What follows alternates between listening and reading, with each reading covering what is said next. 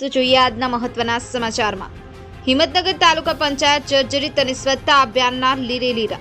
હિંમતનગર તાલુકા પંચાયત કચેરી જર્જરિત અવસ્થામાં જોવાઈ રહી છે। સિમેન્ટના પોપડા પડી ગયા છે અને સળિયા સડી ગયા છે, જેથી મોટી દુર્ઘટના થાય તેમ છે। કચેરીના દરવાજા અને કાચ પણ તૂટી ગયેલ અવસ્થામાં છે, જે રિપેરિંગ માટે પોકાર પાડી રહ્યા છે। સ્વચ્છતા અભિયાનના લીરા ઉડી રહ્યા છે।